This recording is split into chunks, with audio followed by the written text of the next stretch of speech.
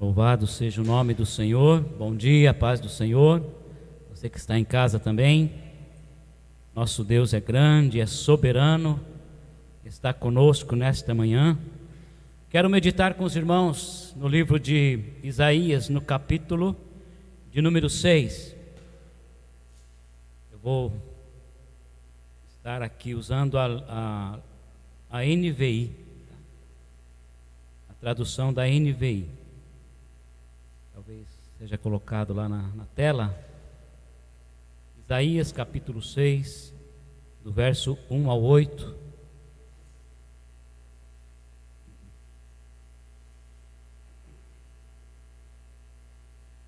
Glória a Deus. Isaías 6, do verso 1 ao 8.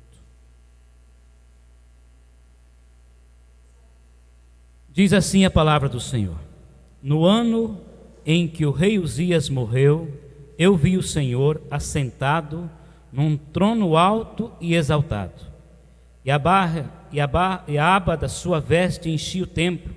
Acima dele estavam serafins, cada um deles tinha 6 asas, com 2 cobria o rosto e com 2 cobria os pés, e com 2 voavam e proclamavam uns aos outros: Santo, Santo, Santo é o Senhor dos exércitos, e a terra inteira está cheia da sua glória. Ao som das suas vozes, os batentes das portas tremeram, e o templo ficou cheio de fumaça. Então gritei: Ai de mim, eu estou perdido, pois sou um homem de lábios impuros e vivo no meio de um povo de lábios impuros. Os meus olhos viram o Rei, o Senhor dos exércitos. Logo um dos serafins voou até a mim, trazendo uma brasa viva que havia tirado do altar com uma tenaz. Com ela tocou a minha boca e disse: Veja, isso tocou os teus lábios, por isso a tua culpa será removida e o seu pecado será perdoado. Então ouvi a voz do Senhor conclamando: Quem enviarei? Quem irá por nós? E eu respondi: Eis-me aqui. Ou aqui na versão: Quem irá por nós? Eis-me aqui, envia-me. Glória a Deus. Vamos orar? Senhor, obrigado por esta manhã, obrigado por esse tempo de louvor. Nós cantamos, nós louvamos, mas agora eu peço que Teu Espírito Santo ilumine as nossas vidas, a minha vida e a vida dos meus irmãos que estão do outro lado, para que possamos compreender a Tua palavra, Senhor. Fala conosco nesta manhã de uma maneira particular, mas fala com cada um de nós de uma maneira muito especial, para que nós saiamos daqui cheios da Tua presença, cheios da Tua graça, no poderoso nome do Senhor Jesus. Irmãos, esse texto é bastante conhecido, mas eu quero falar com os irmãos que o Senhor é o Deus que está conosco, mesmo nos tempos de crise, né?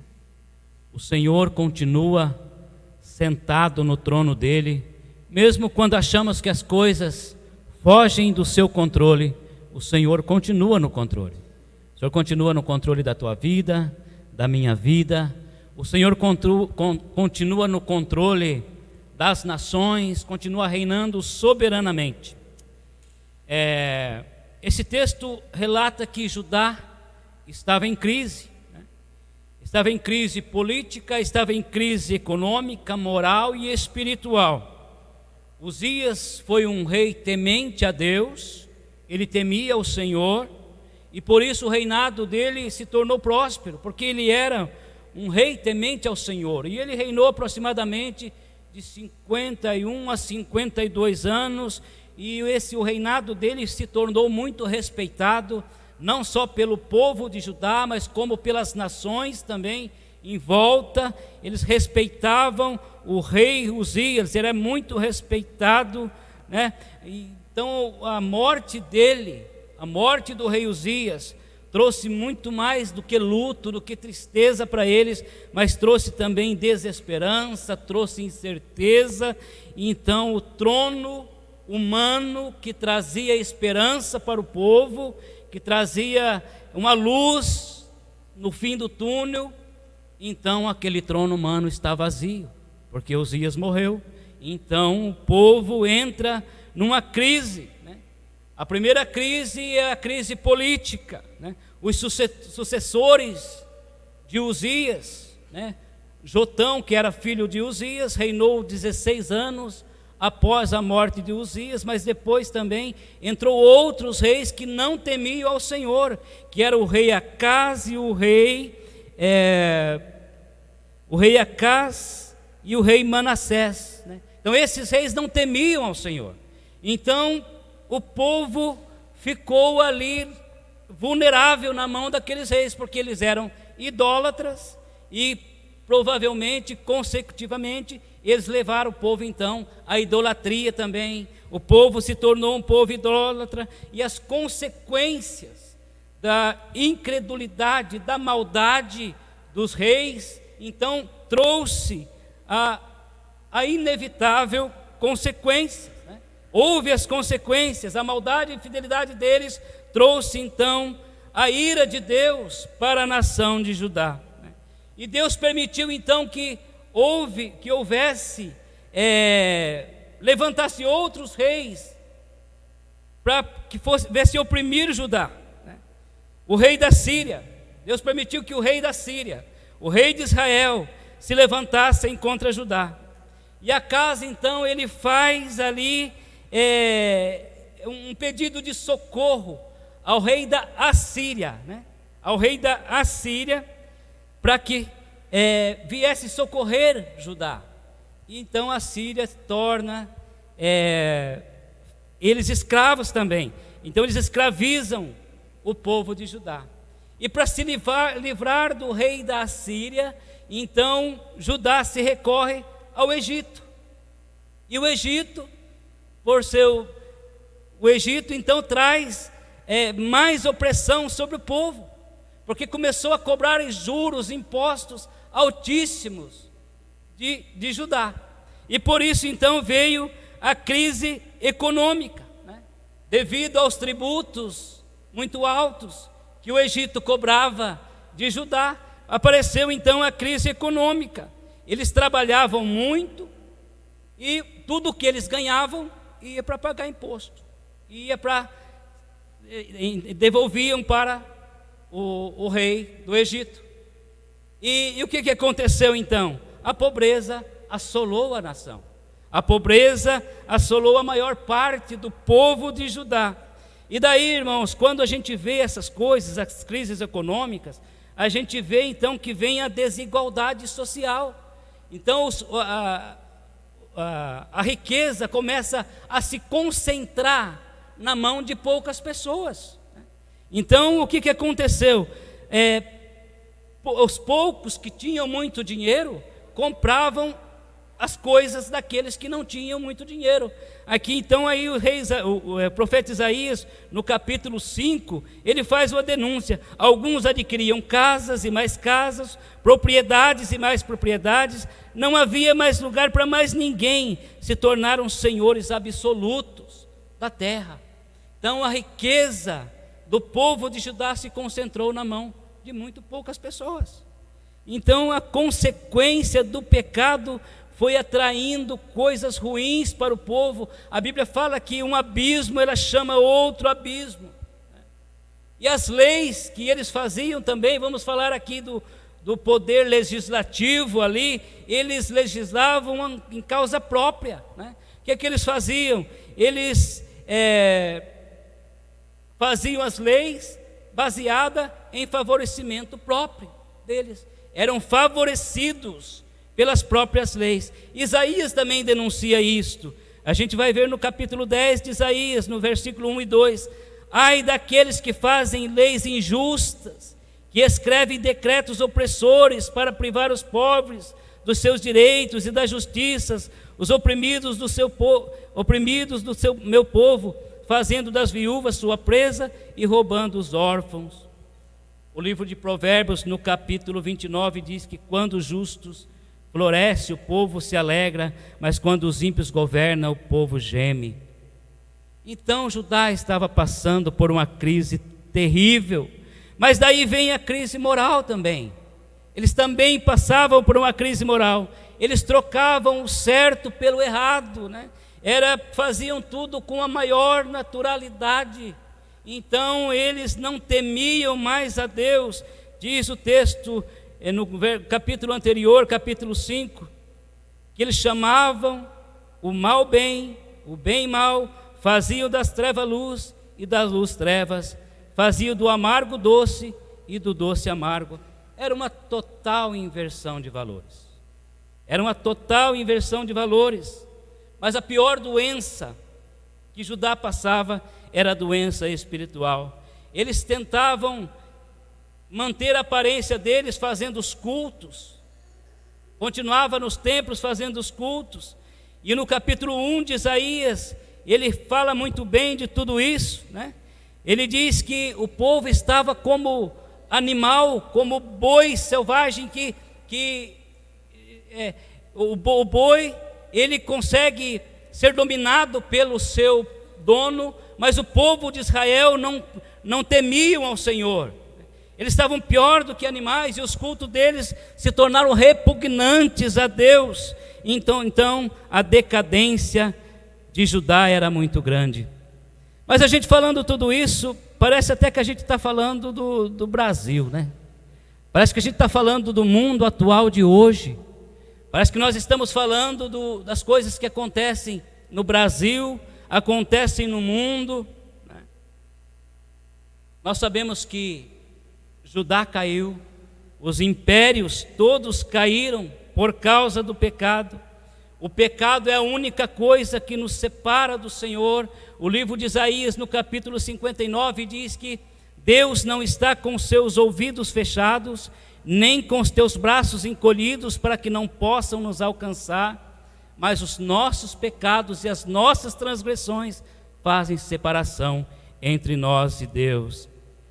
Mas o nosso Deus é um Deus maravilhoso, é um Deus misericordioso, é um Deus que sempre dá uma nova chance, é um Deus que nos dá chance quando achamos que está tudo perdido. Esse Deus nos dá uma nova chance. Então Oséias, o profeta Oséias, vendo o caos, ele conclama o povo, e no capítulo 14 de Oséias, do verso 1 e 2, ele diz: volte, ó Israel, para o Senhor, o seu Deus, seus pecados causaram tua queda, prepare o que vão dizer e volte para o Senhor, peçam-lhe, perdoa todos os pecados, e por misericórdia recebe-nos, para que te ofereçamos o fruto dos nossos lábios. A palavra do Senhor diz que se nós confessarmos os nossos pecados, Ele é fiel e justo para nos perdoar e nos purificar de toda injustiça. Então, independente do que estava acontecendo em Israel, em Judá, Deus continuava misericordioso e continua misericordioso conosco. Mas o que fazer então, irmãos? Então o que fazer quando a gente vê as coisas que estão acontecendo? Nós vemos hoje coisas semelhantes acontecendo. A desigualdade social, o povo se esfriando na fé. A gente vê corrupção daqui, corrupção dali. A gente não sabe o que vai acontecer no dia de amanhã. Mas o que nós sabemos é que Deus continua no trono. Deus continua reinando soberanamente. O que precisamos fazer? Não deixar de buscar a Deus. Porque Isaías, mesmo no meio de toda esta crise, mesmo no meio da luta, da dificuldade, da tristeza, Isaías foi ao templo. E ali no templo o Senhor falou com ele.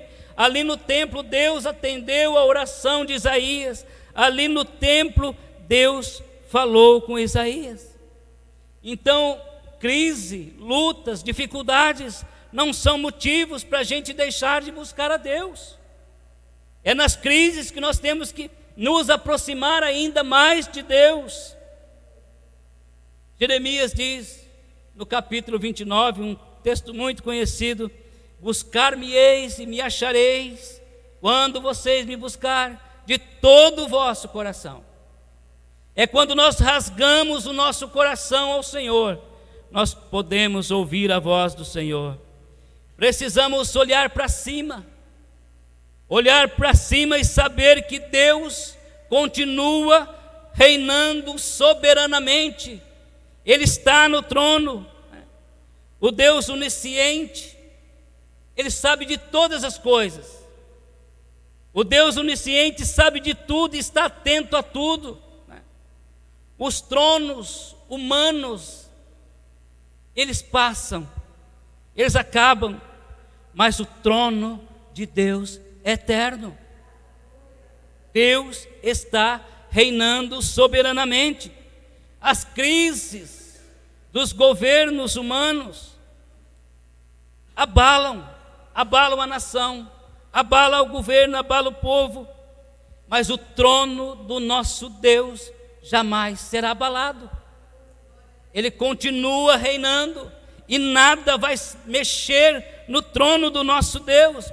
E os que confiam nesse Deus também jamais serão abalados. Aqueles que confiam no Senhor são como montes de Sião, que não se abalam, mas permanecem para sempre. Nós precisamos continuar olhando para o nosso Deus. A vida do homem e da mulher de Deus, que são governados pelo Deus Todo-Poderoso. A vida de um homem e da mulher de Deus é governada pelo Deus Todo-Poderoso. A história do homem e da mulher de Deus é dirigida pelo Deus Todo-Poderoso. A batalha de um homem e da mulher de Deus, ela é vencida no nome do Senhor dos Exércitos. Ela não é vencida na nossa força. Nós não temos força para vencer. Nós não sabemos o que fazer. Como disse Josafá, eu não sei o que fazer. Eu não sei o que eu posso fazer, mas eu posso olhar para o Senhor. Eu posso acreditar que o Senhor é poderoso para lutar a minha guerra, para vencer a minha batalha. A mensagem que Isaías transmite para nós é essa, irmãos. É essa mensagem. Deus sempre esteve no trono e sempre estará no trono. Ele sempre estará no controle de todas as coisas. Nada vai fugir do controle desse Deus soberano. Não vai cair um fio de cabelo da nossa cabeça sem que haja permissão de Deus. Nós não vamos passar nenhum tipo de necessidade, porque o Deus supridor está do nosso lado. Nós não vamos sucumbir, porque o Deus que nos levanta, nos toma pelas mãos, está do nosso lado. Nós não vamos nos afogar neste mar da vida, porque o Deus Todo-Poderoso está conosco no nosso barco. E se Ele está conosco, nós não vamos sucumbir, nós vamos atravessar do outro lado. Nós vamos passar. Seja as lutas, as dificuldades, as incertezas que estão à nossa frente, elas nos causam tristeza, nos causam angústia, mas a certeza de que o nosso Deus continua reinando soberanamente traz alegria ao nosso coração.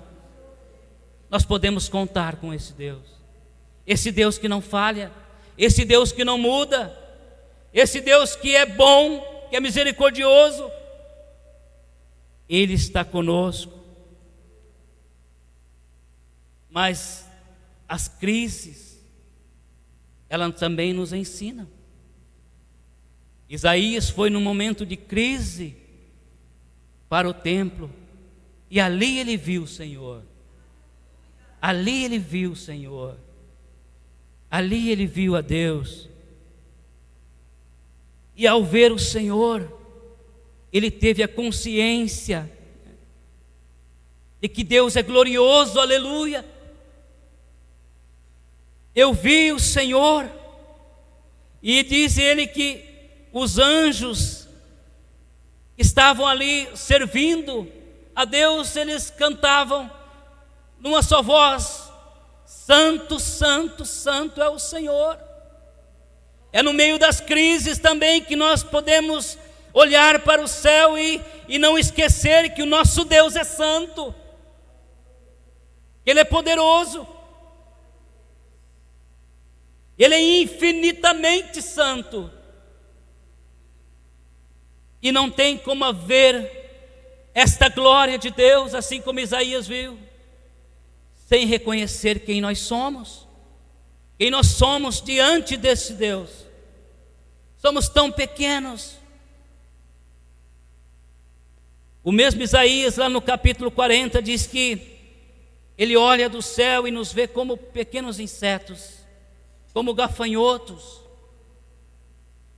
Mas o salmista Davi diz que quem é o homem?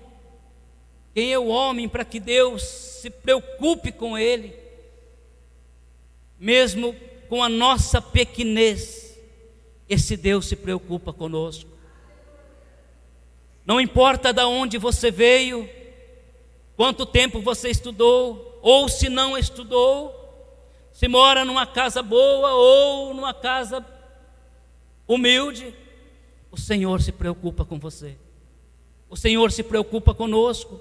É um Deus que se preocupa com todos nós, independente de quem nós somos. Mas é importante saber, Isaías também aprendeu isso, que no meio das crises, das lutas, das dificuldades, não é para a gente ficar choramingando nos cantos, mas é para a gente saber que Deus quer ser exaltado, ser adorado, mesmo no meio das dificuldades. Mesmo em lágrimas, Deus quer ouvir dos nossos lábios louvores, agradecimentos. Deus não quer ver murmurações, Deus quer adoração. Diz o texto aqui que os serafins, aleluia, 2 asas cobriam o rosto deles, 2 asas cobriam os pés, e com as outras 2 asas, eles serviam ao Senhor. Eles voavam. E os seres celestiais se prostraram diante da presença de Deus. E diz o texto que os batentes dali onde estava, do templo, tremeram. O chão tremeu. Ficou cheio da glória de Deus aquele lugar, com a adoração daqueles seres celestiais. Eles eram seres celestiais, estavam se dobrando diante da presença de Deus. Irmãos, nós como filhos de Deus, filhos amados de Deus, também temos que prestar reverência a esse Deus, sabendo que Ele é santo, santo, santo. Se os anjos adoraram a Deus, quem somos nós para não adorar esse Deus? Mesmo no meio das crises, das lutas, das dificuldades.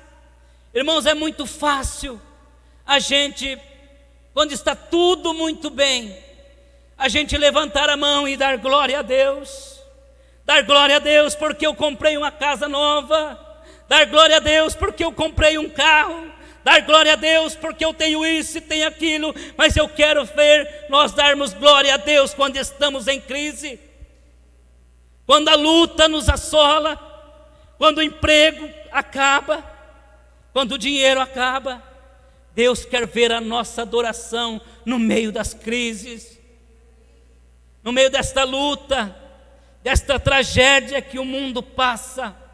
Deus quer ver a igreja dele glorificando o nome dele. É isso que nós vamos fazer na eternidade, glorificar a Deus. É para isso que nós fomos criados, é para isso que Deus nos chamou. que a nossa adoração seja constante, irmãos. O salmista diz no Salmo de número 19, que as palavras da minha boca e a meditação do meu coração sejam todas para louvar o nome do Senhor. E mesmo no meio das crises, das dificuldades, nós passamos a abrir os nossos lábios e dizer glória ao teu nome, Senhor. Está difícil, mas glória ao teu nome, Senhor. É passando pela prova e dando glórias a Deus, pelas lutas e dando glórias a Deus. Mas é nas crises maiores, as dificuldades maiores, que a gente consegue ver a nossa miséria humana. No capítulo anterior, se formos ver, antes do número 6, de número 5, Isaías então ele disse uma série de ais, né?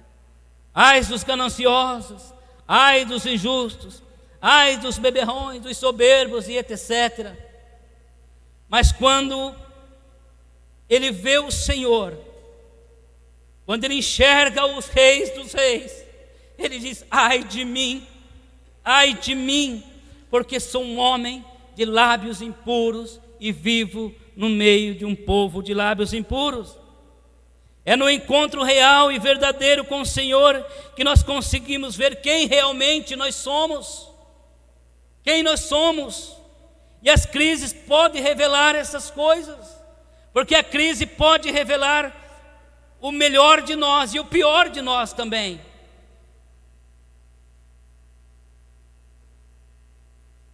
Reconhecemos no meio das crises que só Ele é capaz, só Ele pode, e nós não podemos absolutamente nada.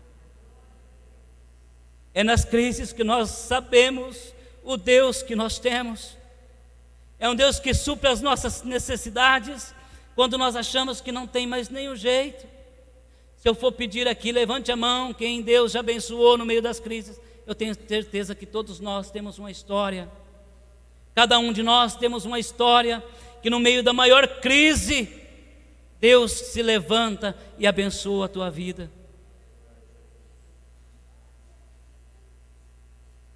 É no meio das crises que nós reconhecemos que Deus é santo e nós somos pecadores. Tudo está nas mãos dele. Nada escapa das mãos do Senhor. E quanto mais nós aproximamos do Senhor, mais os nossos pecados são escancarados. Olha, eu sou, ai de mim, porque sou um homem de lábios impuros. Mas é no meio das crises também que nós detectamos o que está à nossa volta, os pecados que tão de perto nos rodeia. Ai de mim, porque sou um homem de lábios impuros e vivo no meio de um povo de lábios impuros. Eu não reconheço apenas os meus pecados, mas o Espírito Santo que habita em nós mostra o lugar que nós podemos pisar ou não. O mundo que nós vivemos é um mundo cheio de pecados, mas Jesus disse: vós sois a luz do mundo, sal da terra e luz do mundo. E a crise, ele tem esse poder de nos moldar. É na crise que a gente cresce espiritualmente, é na crise que a gente se fortalece diante de Deus, é na crise que a gente aprende que tão grande é o Deus que nós servimos. Mas é nas crises que nós sabemos que o nosso Deus é um Deus perdoador, aleluia, um Deus que perdoa pecados. Isaías então reconheceu: ai de mim que sou um homem pecador. E no mesmo instante que Isaías reconheceu, o anjo foi até o altar e com a tenaz pega uma brasa do altar e purifica os lábios de Isaías. Isaías então se torna são. E ali então Isaías foi purificado dos pecados dele, equipado para o verdadeiro louvor, né? E para interceder e para proclamar a palavra de Deus. É nas crises, irmãos, é nas crises que se levantam missionários, profetas. É nas crises que se levantam pregadores da palavra, evangelistas. Quantos Deus não chamou no meio das crises? Quanto Deus não buscou quando achava que não tinha mais nenhuma chance para ele, e de repente se torna um pregador da palavra. É como aconteceu com aquele endemoniado ali de Gadareno, né? Jesus foi lá e libertou aquele homem, aquele que achavam que não tinha nenhuma chance, e dali sai um pregador do Evangelho. Nós temos aqui dentro do Vale da Bênção alguém que não tem medo de dar o testemunho dele. Olha, eu vim lá da Cracolândia, mas hoje eu estou pregando o Evangelho, aleluia. Porque Deus resgatou ele no meio da crise. É ali na crise que Deus falou com ele. Então, se você está passando por uma crise, Deus quer falar com você, usar a tua vida.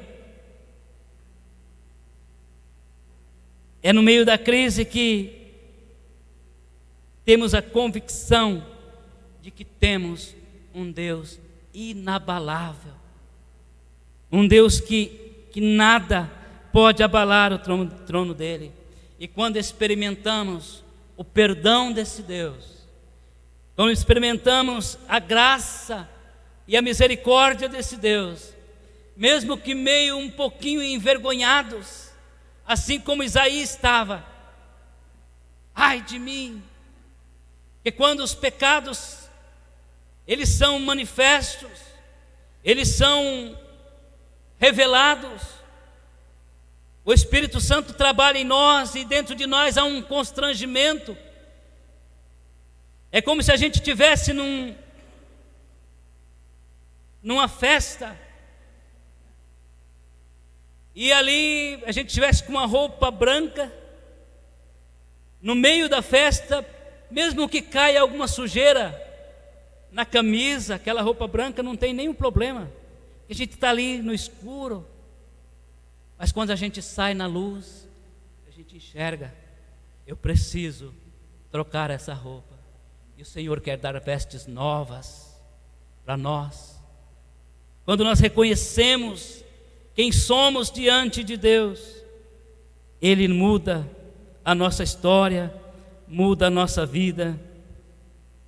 E então em nosso coração vem o desejo de apresentar a todos o Deus que nós servimos, o Deus que nos tirou do meio da miséria, o Deus que nos sustentou no meio da crise. E a bondade desse Deus faz que a gente tenha vontade de pregar o Evangelho, de falar da bondade dEle.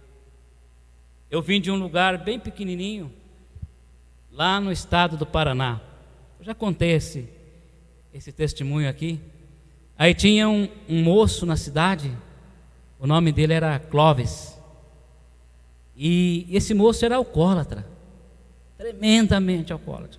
Vivia caído pelas sarjetas ali. E as pessoas falavam de Jesus para ele.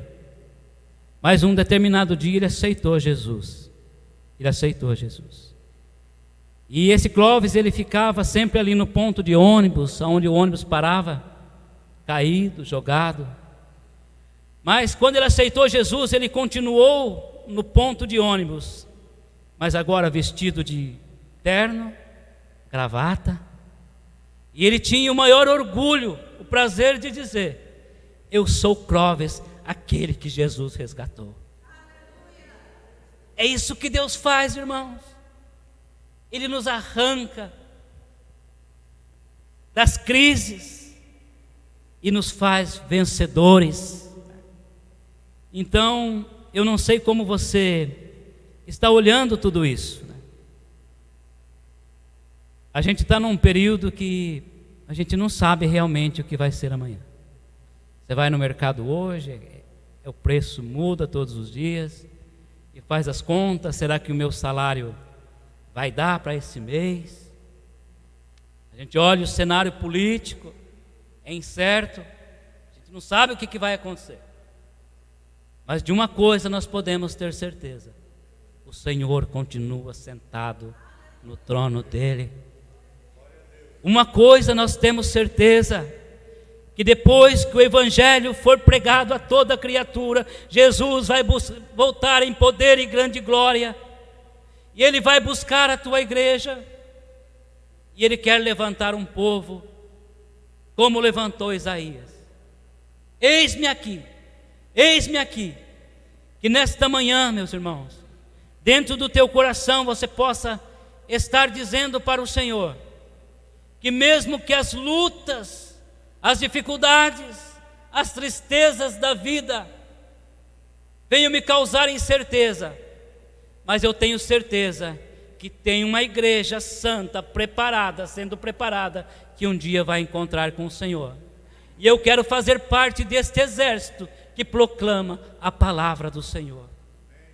Ali na casa, na família, no emprego, que o Senhor nos abençoe, que o Senhor nos dê graça para suportar as crises, mas para continuar firme na presença do Senhor. Isaías não deixou de ir ao templo por causa da tristeza, da crise. E lá na presença do Senhor, Deus se manifestou a ele, transformou a vida de Isaías, purificou os lábios, capacitou. E hoje nós estamos aqui lendo essa história e sabendo que Deus transforma vidas. Deus está no trono. Deus não falha. Deus é bom. Deus é santo. Deus é misericordioso. Deus é poderoso para fazer muito mais do que aquilo que pedimos ou pensamos. Fique em pé, vamos orar ao Senhor.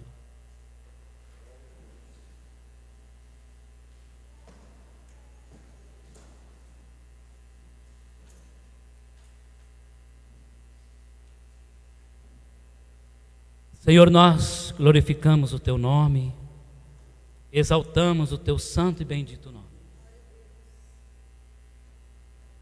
E estamos passando um tempo tão complicado, Senhor, que nós realmente não sabemos o que vai acontecer amanhã, depois, mas o que nós sabemos é que nós temos o Senhor conosco.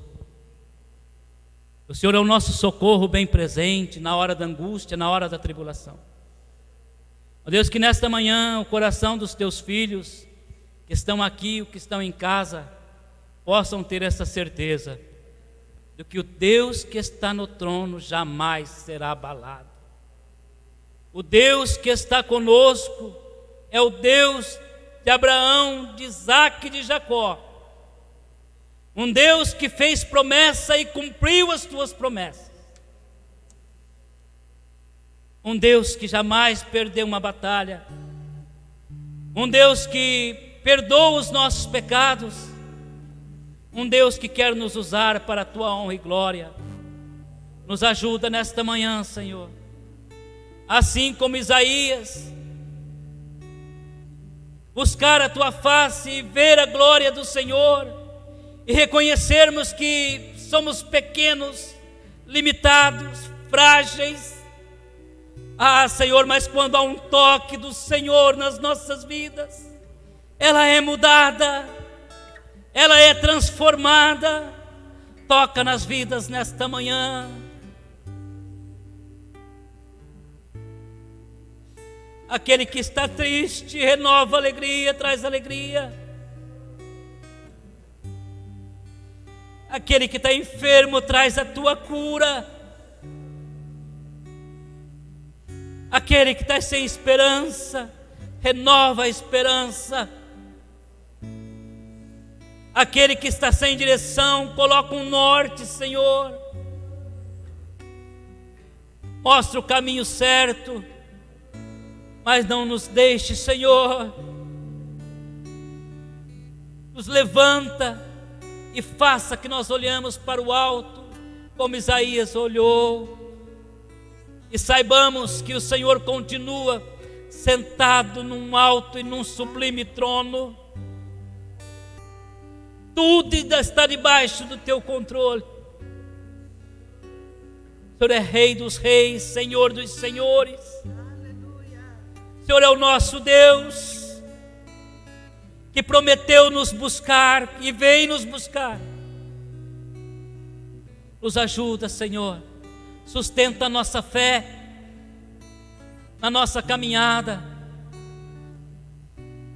Oh Senhor, não nos deixe olhar para baixo, para as situações, mas que nós possamos ter os nossos olhos levantados para o Rei da Glória. Abençoe esta mãe que chora pelo teu filho, às vezes achando que não tem mais jeito, mas o Senhor, quando entra com providência, tem jeito. Este casal que às vezes fala até em separação, mas o Senhor é o Deus que também transforma casamentos, transforma vidas. Que no meio das crises nós reconheçamos que há um Deus que é maior do que qualquer crise, qualquer luta, qualquer dificuldade que passamos. Que o teu Espírito Santo fale aos nossos corações e que tenhamos a certeza de que nós não estamos sozinhos. O Espírito Santo de Deus está conosco. Esta é a promessa do Senhor: eu vou estar com vocês todos os dias da vida de vocês. Que Deus te abençoe, em nome de Jesus.